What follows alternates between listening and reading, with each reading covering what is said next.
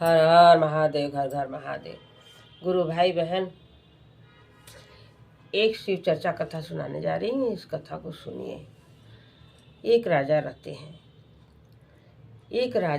हैं, और एक रानी रहती है।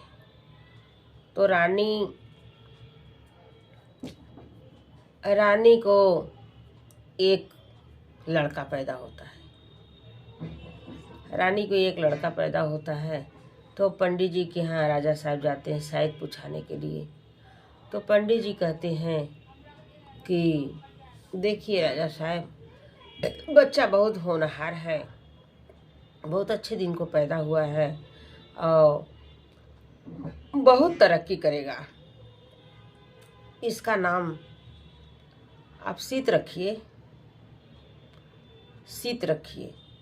तो राजा कहते हैं ठीक है। और फिर कुछ ही दिन बाद दूसरा बच्चा पैदा होता है। जैसे दो तीन साल के बाद में दूसरा बच्चा पैदा होता रानी को। तो फिर पंडित जी के पास जाते हैं राजा साहब। तो फिर शायद पूछाने तो कहें ये भी बच्चा आपका बहुत होनहार है, बहुत तरक्की करेगा, बहुत अच्छा भाग्य है, बहुत भाग्य लेके आया है और इसका नाम बसंत रख दीजिए। और राजा साहब महादेव के पुजारी, पंडित, बाभन, ये सब लोग को मानने वाले महादेव के पुजारी थे। बिना पंडित जी से पूछे कोई काम नहीं करते थे। तो महादेव का दया भी हुआ उनके ऊपर कि दो ठो सुंदर सुंदर लाल पैदा हुए। एक सीत हो गए, एक बसंत हो गए। तो राजा अपना कचहरी का कुछ काम करते थे, वो कचहरी चले जाते थे राजा साहब। अब रानी एक दिन सोई थी रानी अपने राजमहल में। सोए क्या देख रही हैं कि बगल वाले मकान में एक गौरैया खोता लगाई है और गौरैया को 2 बच्चे थे और गौरैया मर गई। तो 2 बच्चे थे उसके पास। तो गौरा दूसरा शादी कर लिया, गौरा दूसरा शादी कर लिया। तो दूसरी बीबी ले आया गौरवा। तो उस सौतेली माँ हो गई उसकी। तो दोनों बच्चों को चोंचे मार करके और सौतेली माँ दोनों बच्चों को नीचे गिरा देती है और अपने पोता में रहने लगती है। अपने पति पत्नी रहने लगते हैं। दोनों बच्चों को चोंचे से मार के गिरा दी नीचे। अब ये चीज को देख करके रानी खूब तेज से रोने लगी कि जब पंछी जाति में ये भाव है कि देखिए सौतेली माँ के बच्चे को मार करके गिरा दिया और दोनों प्राणी रहने लगे। तो इंसान में भी यही होगा। मेरे पास भी 2 बच्चे हैं, खुदा न खास्ता यदि के हम मर गए तो राजा साहब दूसरी शादी करबे करेंगे। तो वो भी आएगी तो मेरे शीत बसंत को मारेगी, मार के भगा देगी शीत बसंत को। अभी यही सोच करके रानी खूब तेज से रोने लगी। अब राजमहल में हलचल मच गया कि भाई रानी क्यों रो रही हैं, कोई बात न चीत न कुछ हुआ न कुछ है, काहे के रानी रो रही हैं। सब लोग जुट गया, सब लोग। अब रानी बता ही नहीं रही है कि हम क्यों रो रहे हैं। राजा के पास संदेशा गया कि रानी साहब रो रही हैं, क्यों रो रही हैं कोई नहीं पता पा रहा है, अन्ना तो बता रही हैं। राजा साहब भी आए। राजा साहब बैठे, पूछने लगे कि रानी साहब क्यों रो रही हैं, क्या बात है, क्या दिक्कत है। तो कहीं राजा साहब आपसे तो बताना है, आपसे ज़रूर बताएंगे।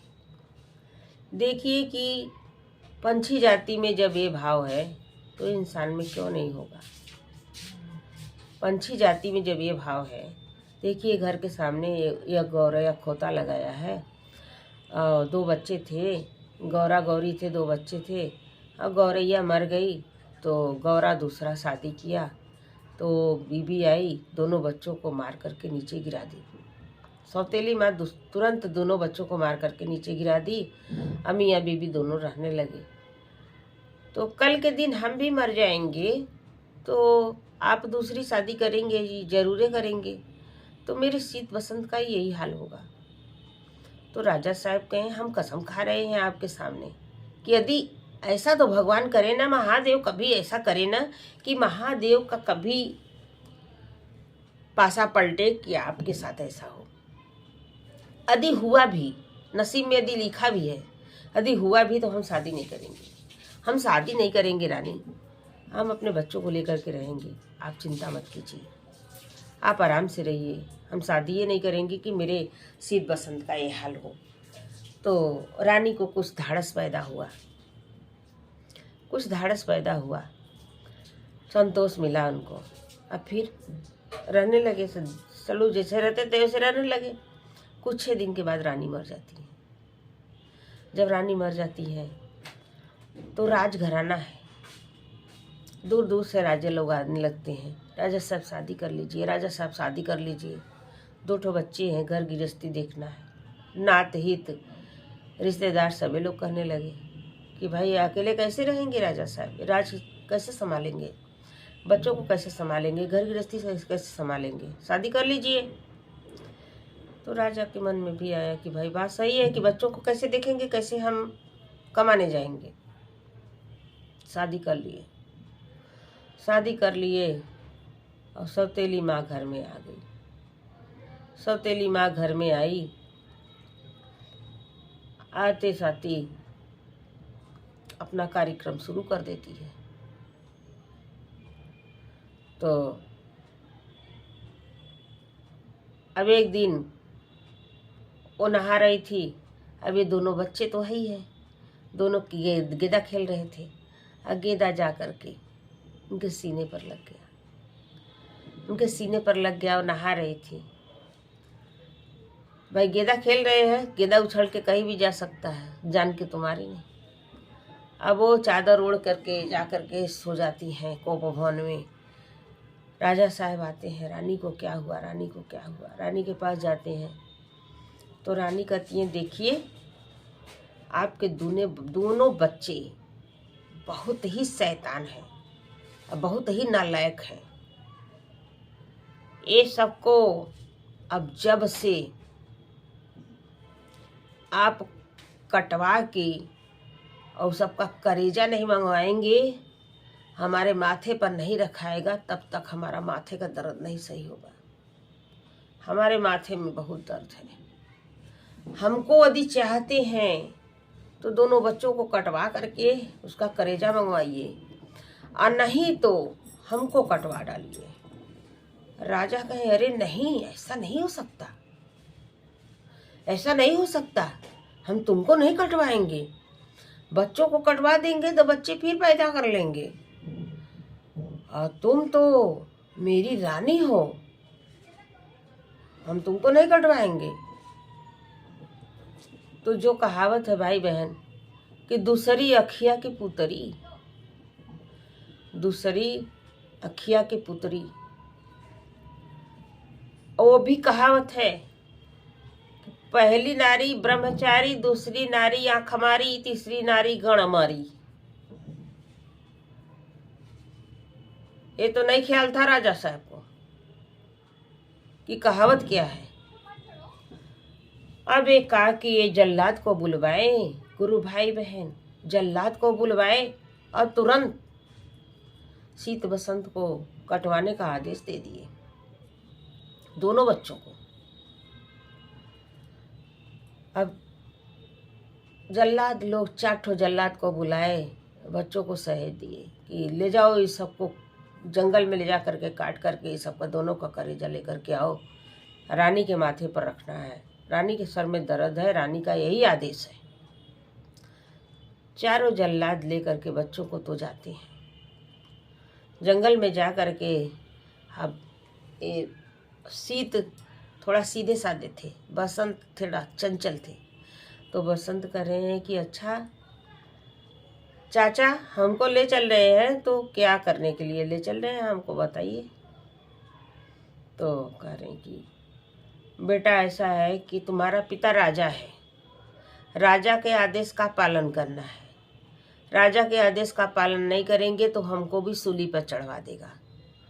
तो राजा का आदेश हुआ है कि रानी साहब आदेश दिए हैं कि दोनों बच्चों को कटवा करके उनका कलेजा लाइए, मेरे माथे पर रखिए, नहीं तो हमारा माथा ठीक नहीं होगा।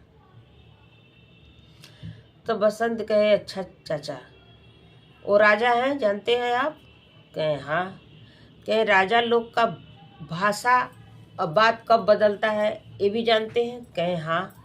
कहे आज वही राजा कह रहा है कि ये बच्चों को काट करके कलेजा लाइए, अब कल वही राजा आपसे कहेगा कि मेरे बच्चों को ला करके दीजिए और नहीं तुमको कटवा देंगी, तो आप क्या करेंगे? तो कहे हाँ बेटा, ये तो बात सही कह रहे हो कि राजा के पास कोई रहमियत नहीं होता, राजा तो राजा, उसके पास दुख दर्द नहीं होता। कह रहे हैं बसंत कि ऐसा कीजिए चाचा, चिड़िया कौवा कौन कुछ मार लीजिए, ये जंगल में बहुत सा मिल जाएंगे, चिड़ई कौवा का कलेजा काट के ले जा के दे दीजिए राजा साहब को, आपका 2 जगह ले जाइएगा, बता दीजिएगा कि ये शीत का है, ये बसंत का है, ऐसे कर दीजिए। नहीं वही राजा एक दिन आपको मांगेगा, कहेगा कि हमारा लड़का ले आके दो, नहीं तो तुमको कटवा देंगे, तो हम लोग को जिंदा छोड़ोगे तब तो पाओगे? कहे हाँ यही बात सही है। अब जाते हैं, दोनों जने के वही जंगल में छोड़ देते हैं, जंगल में छोड़ देते हैं भाई बहन। और ये अपना चिड़ई कौवा जो भी मिलता है उसका कलेजा लिया करके राजा साहब को दे देते हैं, राजा साहब रानी साहब को दे देती हैं, और उनके माथे पर रखाता है, उनका माथा ठीक हो जाता है और खुशी से रहने लगती हैं। जब खुशी से रहने लगती हैं ये लोग जंगल जंगल भटकने लगते हैं, ये लोग जंगल में भटकने लगते हैं, जंगल जंगल भटक रहे हैं। अब जंगल में चलते चलते थक गए, जब चलते चलते थक गए तो एक बहुत बड़ा बरगद का पेड़ था, उसके नीचे सो गए दोनों लोग।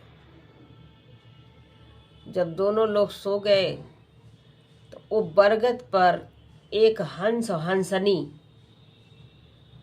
दोनों राज करते थे बरगद पर, लेकिन हंस हंसनी का जितना अंडा देते थे हंस हंसनी, एक सार फया करके पूरा अंडा खा जाता था। तो उस दिन हंस हंसनी अंडा दे करके बाहर चले गए थे चरने, और तब तक ये दोनों भाई आकर के वहाँ सो गए।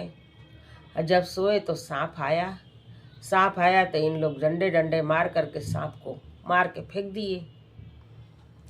जब सांप को मार के फेंक दिए तो हंस हंसनी जब शाम को आए तो उनके खोता में चू चू बच्चा बोल रहा है, तो हंस हंसनी बड़ा खुश हुए कि अरे ये भगवान आ गए, तो ये भगवान आकर के मेरे बच्चों को बचाए हैं। जीवन में आज तक हम लोग बच्चे का मुंह नहीं देखे, ये भगवान के जरिए हम लोग आज बच्चे का मुंह देखे हैं। ये भगवान सो रहे हैं, ये भगवान सो रहे हैं, भगवान सो रहे हैं। अब उनके लगे मतलब कि खूब तंबू वंबू लगवा देते हैं हंस हंसनी कि इन लोग को छाह कर दो। तो तंबू किस चीज़ का लगेगा? वहाँ सारे पंछी लोग जुट करके पत्ता तोड़ करके वही पत्ते से सब तंबू लगाते हैं। अब जब उठते हैं दोनों लोग तो देखते हैं कि इतना सुंदर तंबू कैसे लग गया। हंस हंसनी हाथ जोड़ करके आते हैं, दोनों लोग के पास खड़े हो जाते हैं कि हे भगवान, आज आप भगवान हैं कि जीवन में हम लोग बहुत बार महादेव ने हम लोग को बच्चा दिया। हम लोग कितनी बार, अनगिनत बार अंडा दिए हुआ, लेकिन कभी बच्चे का मुंह नहीं देख पाए भगवान। आज आपके जरिए आप यहाँ पधारे हैं, तब हम लोग बच्चे का मुंह देखे हैं कि 2 बच्चा हमारे पास है। हंस हंसनी हाथ जोड़ करके ऐसे विलाप करने लगे। शीत बसंत कहे, ऐसा है कि मेरा फर्ज जो था कर दिए, अब आप लोग खुश रहिए, हम लोग चल रहे हैं। तो कहे कि नहीं, ऐसे नहीं जाएंगे, अब हम एक बच्चा आपको दे रहे हैं। ये हंस हंसनी बोलने लगे कि हम आपको एक बच्चा दे रहे हैं, वो आपका हर सुख दुख में आपका साथ देगा। हंस जहाँ भी जाना रहेगा आप लोग को ले जाएगा, ले आएगा, और आप लोग जाइए गाइएगा, इसी से साथ में रहेगा, मैसान रहेगा। एक बच्चा दे देती है। अब 2 से 3 हो गए, तीनों लोग चलने लगे। तीनों लोग जब चलने लगे तो अब एक जंगल में पहुँचे। तो वहाँ मैना मैनी पेड़ पर, अब वहाँ जो बैठे तो मैना मैनी ऊपर बोल रहे हैं, आपस में बतिया रहे हैं कि ए मैना, तो कहे का मैनी, कहे ए मैना, आज के दिने हमारा जो मांस खाएगा ना, वो तुरंत लखपति हो जाएगा। तो मैना कह रहा है कि हाँ, तुम्हारा मांस खाएगा तो लखपति होगा ना, और यदि मेरा मांस खाएगा तो तुरंत राजा हो जाएगा। मेरा मांस खाएगा तो तुरंत राजा हो जाएगा। तो कहे कि अच्छा, तुम्हारा मांस खाने से राजा हो जाएगा? तो कहे हाँ, हमारा मांस खाएगा। मैना कहे कि मेरा मांस खाएगा तो राजा हो जाएगा, अब मैनी कहे कि मेरा मांस खाएगा तो लखपति हो जाएगा। अब दोनों ऐसे बतियाते बतियाते दोनों लड़खड़ा के, लड़ते लड़ते दोनों वही शीत बसंत के आगे गिर गए। जब गिर गए, 3 लोग गिर गए तो दोनों मर गए। तो इन लोग सोच रहे हैं कि अभी तो ये सब गिरे हैं, अभी मरे हैं, चलो कहीं आग मिले तो उसको भूज के खाया जाए। ये सब आपस में कह रहे थे कि जो खाएगा वो राजा हो जाएगा, और जो खाएगा वो लखपति हो जाएगा। तो ये दोनों को हम लोग खा लिया जाए, हम लोग राजा भी हो जाएंगे, लखपति हो जाएंगे। अब जब आगे बढ़े तो सब गांव देहात में जो खेते के किनारे किनारे कांटा रहता है, अब वो कांटा जुटा करके उसमें आग लगा दिए, वही में भूज करके खा लिए दोनों। तो आगे बढ़े तो एक सियार मिला। तो सियरा कह रहा है कि का हो शीत बसंत, अरे मैना मैनी का मांस तो खाए आप लोग, ठीक है किए, लेकिन कच्चे खाना था, उसको भूजना नहीं था। अब फिर भूजे भी तो कांटा के आग में भूजे हो, पूरा जीवन में कांटा वो आ गया। अब तो सारे जीवन में तुम्हारे कांटा ही कांटा रहेगा। अब तो 20 साल बाद तुम्हारा कांटा निकलेगा, 20 साल भटकोगे। वाह भैया, सियरा इसे कह के चला गया। अब ये दोनों लोग अपना बातचीत करते आगे बढ़े। तीनों लोग, हंस कह रहा है कि चलिए भैया, अब एक ठो झोपड़ी बनाया जाए, और झोपड़ी में हम लोग रहा जाए, इस जंगल में कहाँ भटकेंगे। अब वो जो था हंस जा कर के सगरों से नरकट फरकट जुटाया, और इन्हों दोनों लोग जुटा उटा के खूब बढ़िया एक ठो वहाँ झोपड़ी बनाए। झोपड़ी बना करके तीनों लोग उसमें रहने लगे। जब तीनों लोग उसमें रहने लगे तीनों लोग रहने लगे तो कोई कोई जाए अपना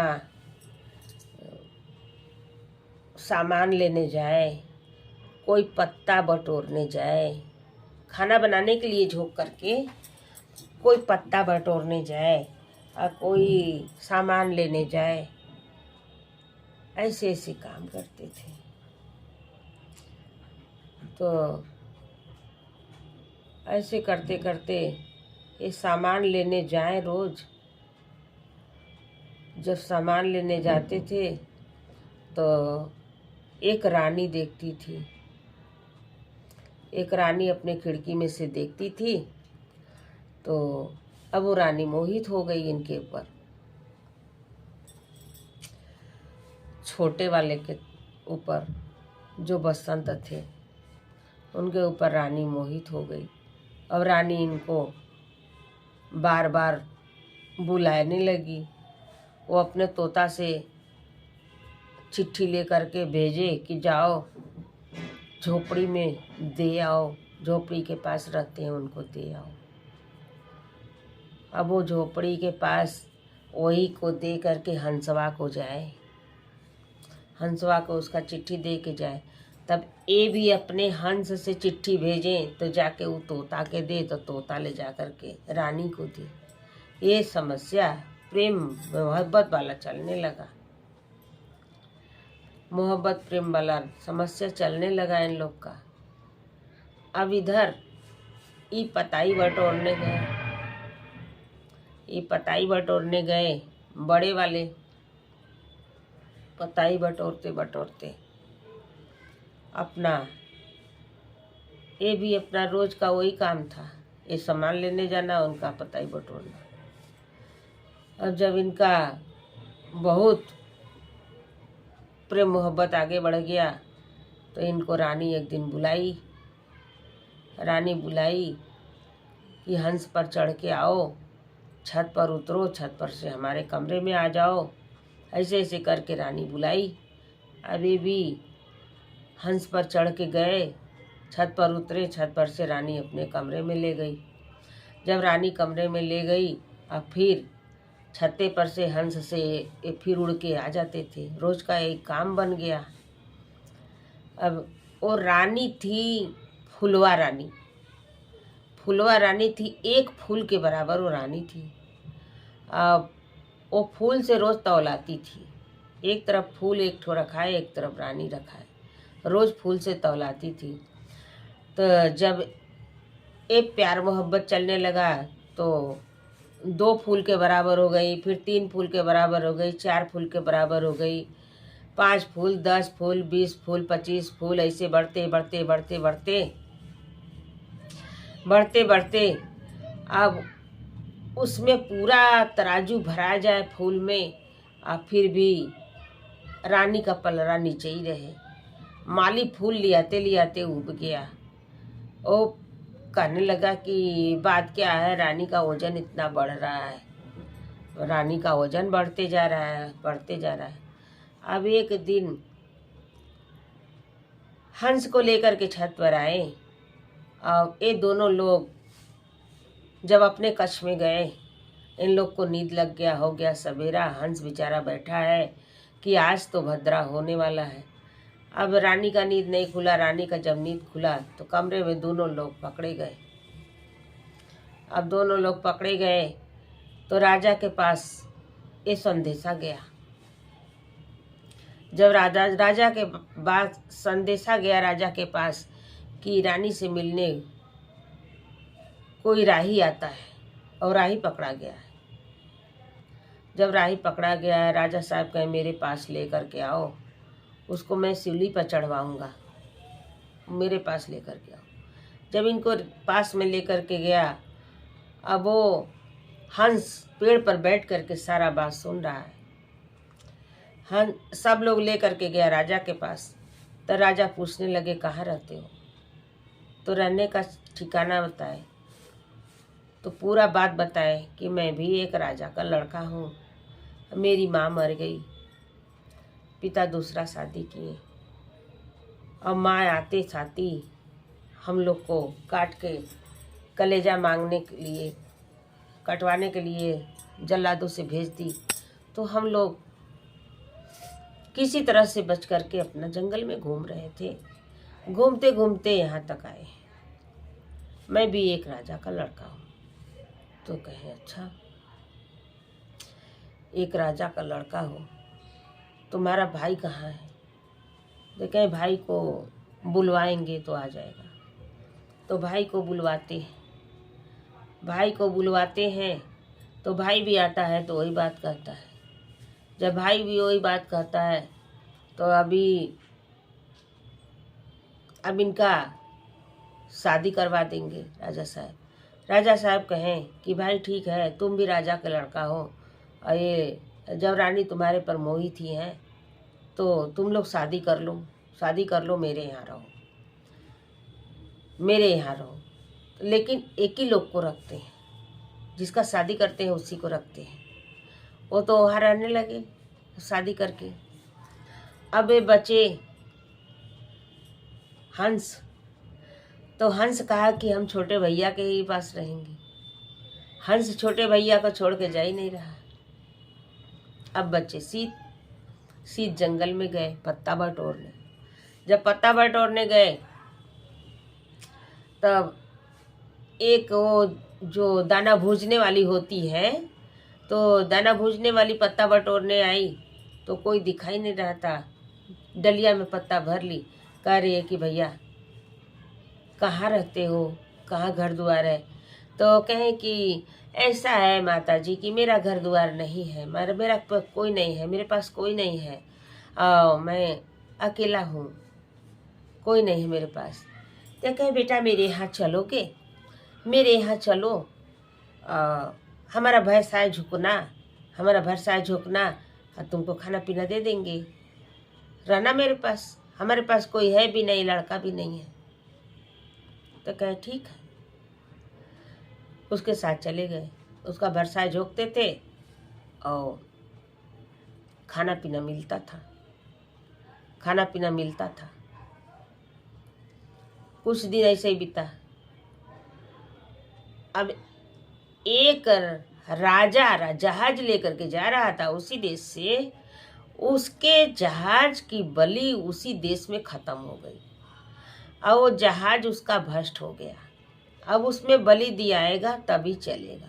अब वो गांव में वो राजा ऐलान करा दिया कि जो एक बच्चा देगा उसको 1 लाख रुपया मिलेगा। जो एक बच्चा देगा उसको 1 लाख रुपया मिलेगा। तो उस जमाने में 1 लाख रुपया बहुत होता था भाई बहन। अब जो पैदा किया है वो तो देने को तैयार नहीं हुआ। अब जो पाया हुआ है वो देने को तैयार हो गया। ये भूजिन तो पाई थी जंगल से बच्चा को, तो ये अपना देने को तैयार हो गई कि मैं दूंगी राजा को बच्चा। 1 लाख रुपया ले ली, दे दी उनको। जब जहाज में ले गया, बलि चढ़ाने के जगह पर बैठाया बच्चे को, तो कह रहा है कि ये किस लिए करने जा रहे हैं, क्या करने जा रहे हैं? तो कहेगी ये तो हम आपको खरीदे हैं 1 लाख रुपया दे करके। हम तुम्हारा बलि चढ़ाएंगे तब हमारा जहाज चलेगा। तो कहें बलि चढ़ाएंगे तो जहाज चलेगा, 1 लाख रुपया दे करके खरीदे हैं। यदि के अभी बलि चढ़ाने के बाद जहाज चलेगा, फिर भ्रष्ट होगा, तब क्या करेंगे? तो कहे हाँ, फिर बलि देना पड़ेगा। तो कहे कहीं हम ऐसा उपाय कर दें कि आपको कभी भी बलि देने का जरूरत न पड़े और जहाज चलता रहे, तो हमको छोड़ देंगे। तो राजा साहब कहे इससे अच्छा क्या है भैया, इससे अच्छा क्या है भैया, तुम ऐसा ही उपाय कर दो। तो राजा का लड़का था, ज्ञानी था, अपना कानी उंगली काटता है और जहाँ बलि देने का जगह रहता है वहाँ पर अपना खून चुआ देता है कानी उंगली से, और वो उतर जाता है जहाज से। जहाज उड़ने लगता है। जहाज जब उड़ने लगता है, राजा साहब उड़ के चले गए। अबे फिर नीचे भटकने लगे, नीचे भटकने लगे। फिर भटकते हैं, फिर जब भटकते हैं तो भटकते भटकते अब तो अकेले हैं, भटक रहे हैं। अब एक जगह देख रहे हैं कि बड़ा भीड़ भाड़ लगा है, बड़ा भीड़ भाड़ लगा है। चला चले देखे क्या भीड़ भाड़ काहे लगा है। अब भीड़ में चले गए देखने। तो देखने गए तो वहाँ एक मतलब कि अब वहाँ एक उत्सव मनाया जा रहा है। अब उत्सव मनाने का उसको कुछ और कहते हैं, स्वयंवर रचाया है। स्वयंवर रचाया है कि जो शीत बसंत का कहानी बता देगा, उसी से हम अपने बेटी का शादी करेंगे। तो ठीक है भाई, शीत बसंत का कहानी तो जो झेला रहेगा वही बताएगा, सबको तो मालूम रहेगा नहीं। अब शीत बसंत का कहानी तो इन्हीं को मालूम है, इन्हीं को मालूम है। अब बड़े बड़े लोग जा रहे हैं स्टेज पर, थोड़ा बहुत बता रहे हैं, उतर जा रहे हैं, थोड़ा बहुत बता रहे हैं, उतर जा रहे हैं। तो ये कहें कि भाई कोई आदेश दे तो हम जाके बता दें। तो सब लोग कहें हाँ आदेश है, जाइए। अब ये गए तो पूरा बता दिए, पूरा बता दिए। तो राजा लोग, जितने बड़े बड़े लोग वहाँ गए थे, वो सब भड़क गए कि इनसे शादी होगा। और जो राजा की लड़की थी वो भी भड़क गए, कहे कि अरे ये भिखारी से, ये भिखारी बता दिया भले कहानी, लेकिन हम इससे शादी नहीं करेंगे, हम इससे शादी नहीं करेंगे। तो अब कहानी बताने के बाद दूसरा फैसला हो गया कि चलिए एक हाथी को माला दिया जाएगा, स्वयंवर में हाथी जिसको माला पहनाएगी उससे शादी होगा। अब स्वयंवर में उसका उपाय दूसरा हो गया, अब हाथी माला पहनाएगी। घूमते घूमते पूरे स्वयंवर हाथी घूमती रह गई और घूम करके आ करके सीत के गले में पहना दी। फिर लोग भड़क गए, राजा लोग फिर भड़क गए कि अरे ये भिखारी के जैसा लग रहा है, इससे शादी होगा, हाथी पागल हो गया है। अब हाथी का बच्चा बुलाइए। हाथी का बच्चा आया, हाथी का बच्चा के गले में उसको माला दिया गया, जयमाला हाथी के बच्चा को दिया गया कि जयमाल मैं जिसके गले में जाएगा उसी से शादी होगा। पूरे स्वयंवर घूम करके फिर उसी के गले में डाली, सीत के गले में।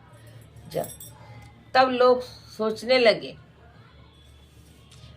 कि हो सकता है कि इन्हीं से शादी लिखा है, इनसे बात पूछा जाए, इनका सब कुछ कुल पूछा जाए, बाप मातारी पूछा जाए, सब इनकी स्थिति पूछा जाए। सब पूछने लगे सब लोग, वो पूरा बताए। उन्हीं को नहला धुला करके सब बात खत्म हो गया। अब कोई शादी करने को तैयार नहीं, राजा शादी करने को तैयार नहीं। लड़की कह रही है कि पिताजी जिसके गले में हाथी का बच्चा जयमाल डाले वही से मेरा शादी होगा। उसको नहला धुला करके उसी से शादी हो गया। जब उससे शादी हो गया तो अब ये जब शादी कर लिया तो इसका तो विदाई हो गया। ये दामाद रखेगा नहीं ये राजा, तो ये अपनी दुल्हन को लेकर के उसी छोटा भाई के पास जाता है, वो राजा के पास। तो छोटे भाई के पास जाता है, तो छोटे भाई के पास जब जाता है तो कहता है कि ऐसा है कि तुम्हारी भी शादी हो गई, मेरी भी शादी हो गई, तो हमारे सास ससुर तो हमको अपने घर रखे ही नहीं है। अब तुम्हारे सास ससुर अपने घर रखे हैं, लेकिन तू भी मत रहो, अब चलो अपने देश को चला जाए, चलो अपने देश में चला जाए, अपने घर चला जाए। तो अपनी बीवी लेकर के, ये बड़ा वाला अपनी बीवी लेकर के, छोटा वाला हंस, पांचों लोग चलते हैं।